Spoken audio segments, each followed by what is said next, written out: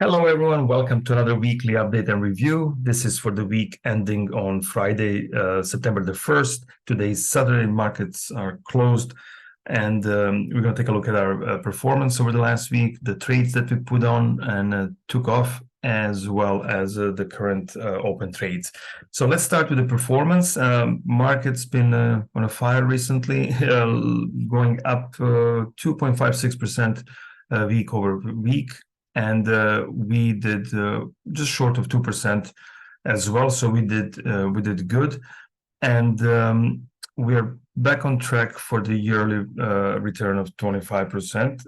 As you can see here, this is projected, assuming everything continues the same way. Obviously, that's never a sure thing, but something to for us to keep an eye on. This is the longer-term chart of our net leak versus market, starting on May 22, so over a year now, and we're steadily up.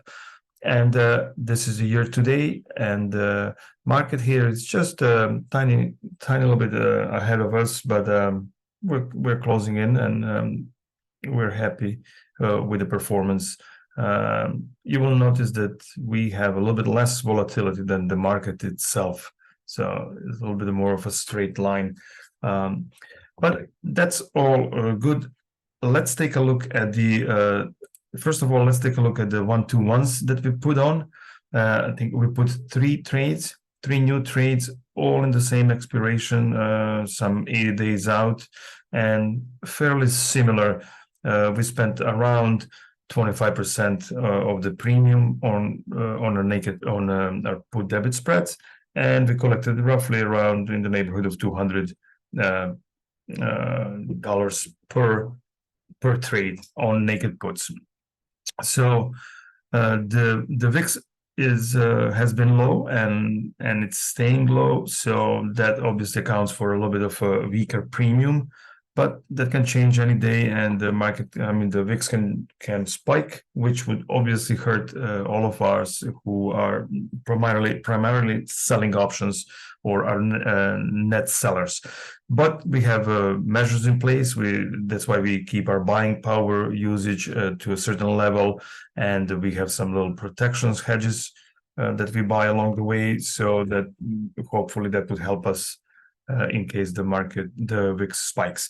But let's take a look at the strangles and the wide iron condors, which is basically, some people call it synthetic strangle, in which we basically sell a strangle and then just buy a very wide wings, not necessarily to define the risk, but more to define the profit and the buying power used, so that it fits our trading plan and our max risk per trade. So we added a couple of them. Actually, I think just one. We added one last week that was on silver, and then on strangles we added one Aussie dollar strangle as well. So we'll take a look at them on the platform. Our Greeks are in line. You will notice that my spreadsheet is a little bit bigger. There's a couple extra columns.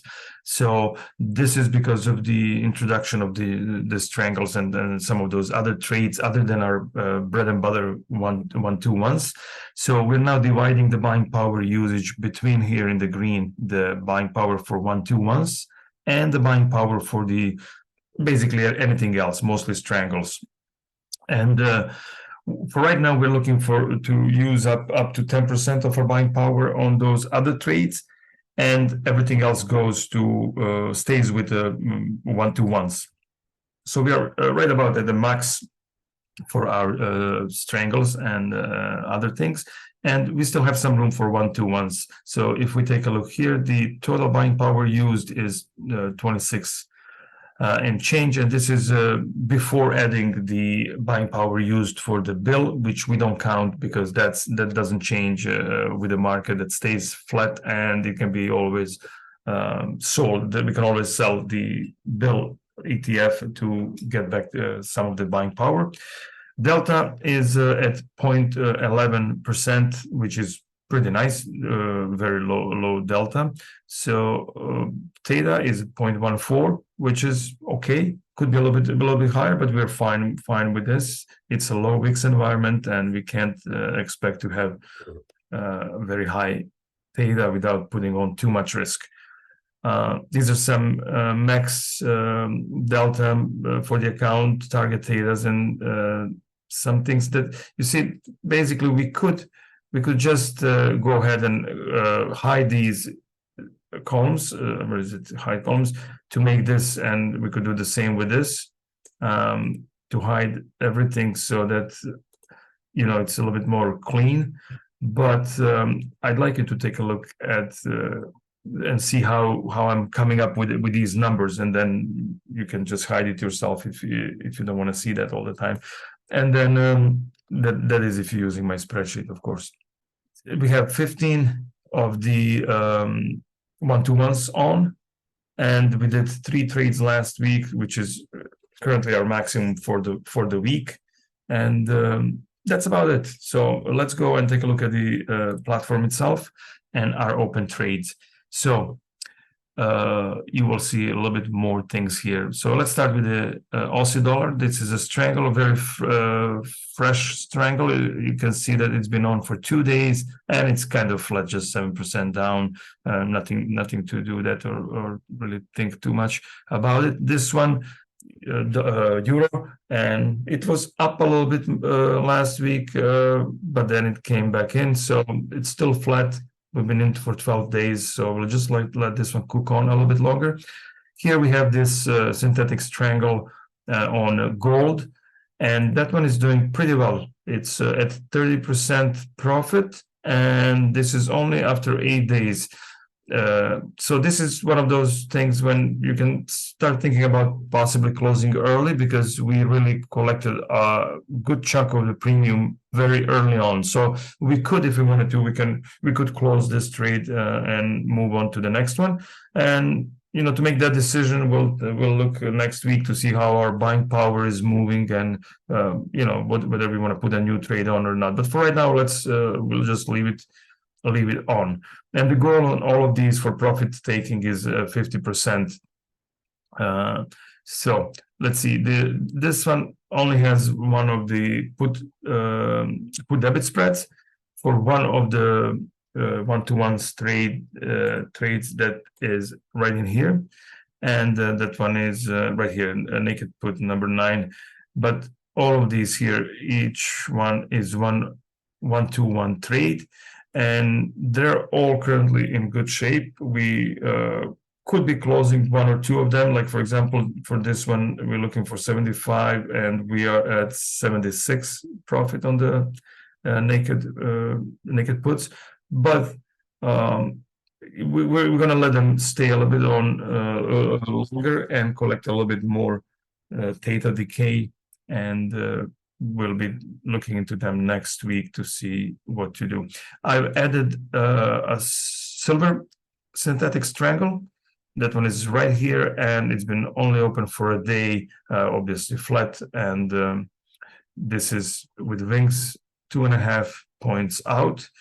And yeah, that's all right. And then another one that's performing pretty good. It's been open for 8 days. This is 30-year bonds, and we already have showing 25% profit, which is also decent for given only 8 days. But we'll let it stay for now, and then we'll make a decision next week depending on the rest of the trades and market and what happens. This is our bill ETF. Remember, this one just stays here to collect a little bit of T-bill interest, and it's using up a little bit of buying power. But that's the one that I was mentioning earlier. We can always recuperate it. We just sell them if we need to. But this would only happen if the buying power really gets out of control, and we need some of that back. In the meantime, we're collecting. It shows loss here because every time the dividend is distributed, which is usually on the first of the month, the T-bill itself, the value of the ETF goes down. You can see that right here. So it accumulates the interest, and then on the first put drops down, and the interest is put into our account. So, but it doesn't show as profit on that page, on position page. So it looks like it's losing money when that's not the case. So we lose some here, but we get interest payment, or I mean dividend payment back usually after a few days, and then again it accumulates for a month, then boom, drops down on the first, or let me see, yeah, last day of the month. Same thing. So same happened a couple of days ago, and that is why it's showing here the minus, and but that's fine. It's just collecting basically a little bit of free money with the extra cash that we say have sitting on the sidelines. This is a couple of small, it's not really hedges, it's just a couple of small put debit spreads that we have on, that we put along the way, that are providing a little bit of negative delta, 8 negative deltas, and should the market turn down next week, we will probably be collecting a little bit of money back on these while we are losing on some of the other trades. So this is providing a nice balancing act for us. And I think that's all for today. Everything looks pretty good. Monday is Labor Day, but we'll take a look as well, because we might be able to put some trades on regardless. You know, I'm assuming the volume will be pretty low, but if we need to, we can do. That's another benefit of trading futures versus stocks. But that's it. Thank you very much. Have a fantastic weekend.